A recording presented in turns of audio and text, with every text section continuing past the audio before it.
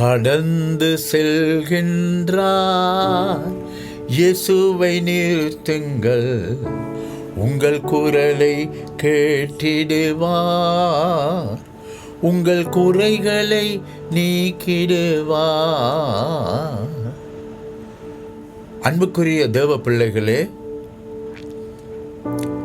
இயேசு கிறிஸ்துவின் இனிய நாமத்தில் உங்கள் அனைவரையும் கல்வாரியின் தொனி நிகழ்ச்சிக்கு அன்போடு வரவேற்கிறேன். மறுபடியும் உங்களை சந்திப்பதில் பெரிய மகிழ்ச்சி அடைகிறேன். அன்பான பிள்ளைகளே, வெள்ளிக்கிழமை தோறும் இந்த நிகழ்ச்சியை நாங்கள் தொடர்ந்து ஆரம்பித்திருக்கிறோம். ஜெபியுங்கள், நிகழ்ச்சியிலே கலந்து கொள்ளுங்கள், மற்றவர்களுக்கும் இந்த நிகழ்ச்சியை குறித்து சொல்லுங்கள்.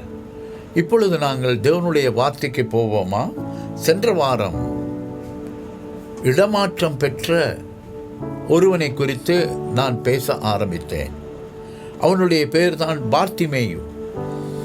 கடைசியாக நாங்கள் பார்த்தோம், ஒரு அழகான பெயரை உடையவன் இந்த பார்த்திமேயு என்று.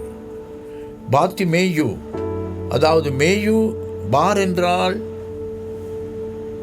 ஒருவனுடைய மகன் என்று அர்த்தமாகும். மேயு என்றால் மேன்மையுள்ளவன், விலையேறப் பெற்றவன், அர்த்தமுள்ளவன் என்று அர்த்தமாகும்.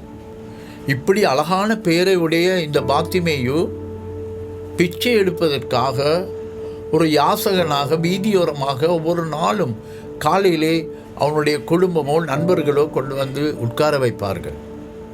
எத்தனையோ வருஷம் இவன் இப்படி தான் வாழ்ந்து கொண்டிருந்தான்.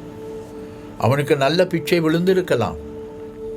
ஏனென்றால் சில வருஷங்களுக்கு முன்பு ஜெர்மனியிலே ஒரு நாயையும் வைத்துக்கொண்டு யாசகம் பெற்றுக்கொண்டு வாழ்ந்த ஒரு மனுஷனை வீதியிலே கண்டு என்னுடைய நண்பர் வினோத்திடம் கேட்டேன், ஜெர்மன் தேசத்திலும் இப்படியா என்று கேட்டபொழுது அவர் சொன்னார், ஒரு வேலை செய்து சம்பாதிப்பதை விட இவனுக்கு அதிகமாக கிடைக்கிறது.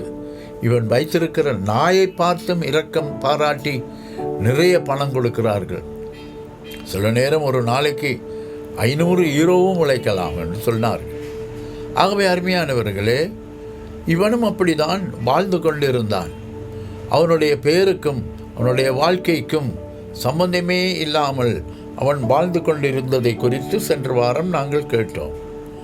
அருமையானவர்களே, இந்த சம்பவம் லூக்கா எழுதின சுவிசேஷம் 18ஆம் அதிகாரத்திலே 35ஆம் வசனத்தில் இருந்து வாசித்தால், அதே சம்பவத்தை நாங்கள் மாற்கு எழுதின சுவிசேஷம் 10ஆம் அதிகாரத்திலே நாங்கள் வாசித்தோம் என்றால் 46ஆம் வசனத்திலிருந்து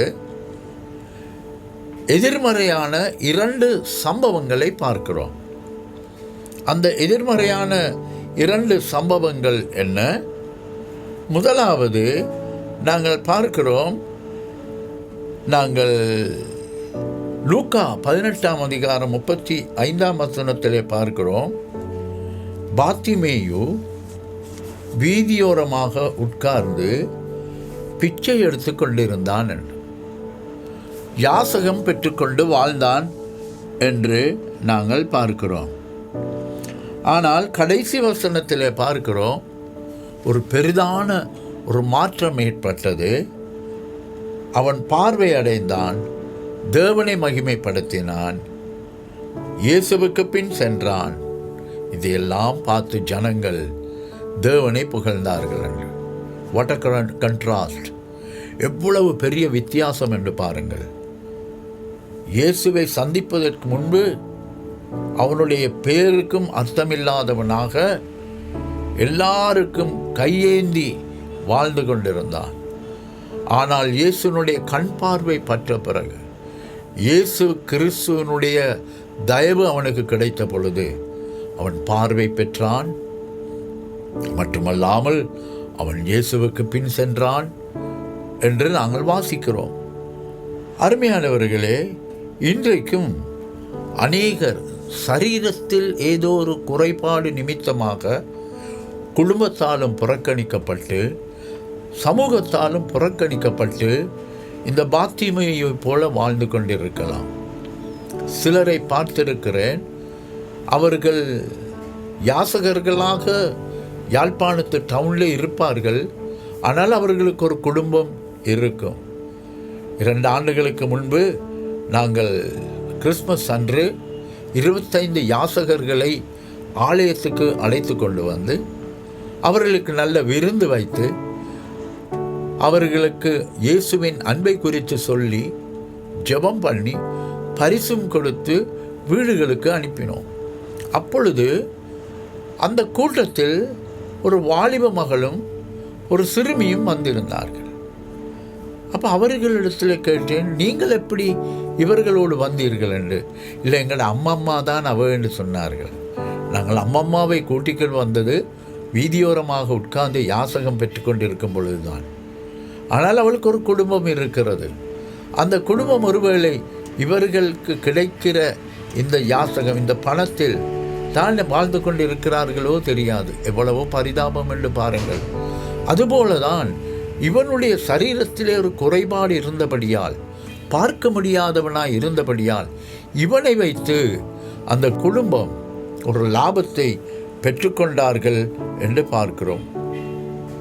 சிலர் இருக்கிறார்கள் இன்றைக்கும் சரீரத்தில் உள்ள குறைபாடுகளை வைத்துக்கொண்டு பணம் சம்பாதிக்கிறவர்கள் இருக்கிறார்கள்.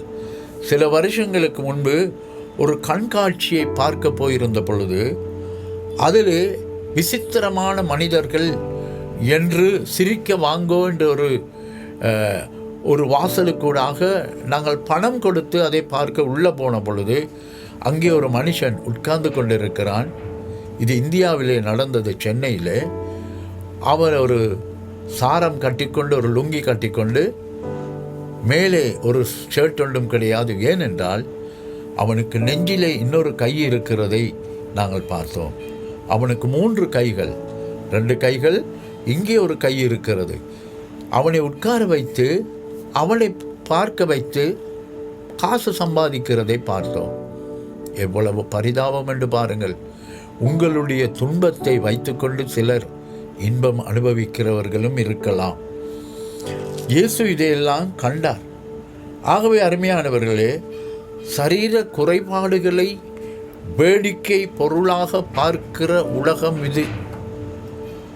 அப்படிப்பட்ட ஒரு வாழ்க்கை வாழ்ந்த இவனை ஆண்டவர் கண்டதை நாங்கள் பார்க்கிறதா இருக்கிறது.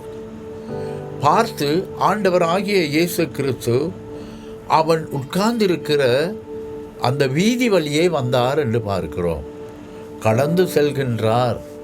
இயேசுவை நிறுத்துங்கள் என்று பாட காரணம், இப்பொழுது நீங்கள் இருக்கிற சூழ்நிலையில் ஒரு தெய்வம் இருக்கிறாரா, என்னை பார்க்க மாட்டாரா என்ற ஏங்கிக் கொண்டிருக்கிறீர்களா? உங்கள் வழியாக இயேசு வந்து கொண்டிருக்கிறார். உங்களுக்காகவே வருகிறார். அன்றைக்கு இந்த பாத்திமேயு குருடனுக்காக இயேசு அந்த எரிகோ வழியே வந்தது போல, யோவான் 4ஆம் அதிகாரத்தில் அன்றைக்கு அந்த சமாரியா வழியாக அந்த ஒரு வாழ்க்கை இழந்த ஒரு ஸ்திரிக்காக வந்தது போல, உங்களுக்காக இந்த இயேசு இன்றைக்கு நீங்கள் இருக்கிற வீட்டுக்குள், நீங்கள் இருக்கிற இடத்தில் உங்கள் வழியாக வந்து கொண்டிருக்கிறார். அவரை விட்டுவிடாதீர்கள். அவரை பிடியுங்கள். அவரை நிறுத்துங்கள். உங்களுடைய குறைகளை சொல்லுங்கள். அவர் உங்களுக்கு வாழ்வு கொடுப்பார். நீங்கள் ஆயத்தமா?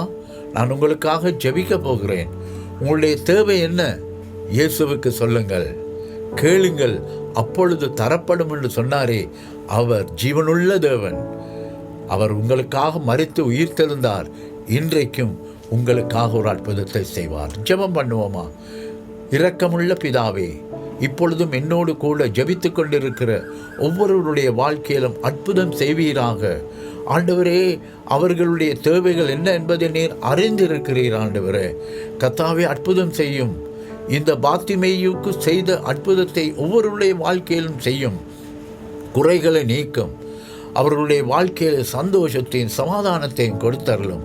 பாவ மன்னிப்பின் நிச்சயத்தை கொடுத்தரலும். ஆண்டவரே, ஒவ்வொருடைய வாழ்க்கையிலும் அற்புதம் செய்வீராக. இந்த ஆராதனை முடியும் பொழுது அற்புதத்தை நீர் அவர்களுக்கு செய்ய வேண்டும் என்று ஜெபிக்கிறேன். ஜெபத்தை கேளும். ஒவ்வொருவரையும் ஆசீர்வதியும். இயேசு கிறிஸ்துவின் நாமத்தில் தாழ்மையாய் வேண்டிக் கொள்கிறேன். ஆமேன். மறுபடியும் அடுத்த வாரம் உங்களை சந்திப்பேன். ஆமேன்.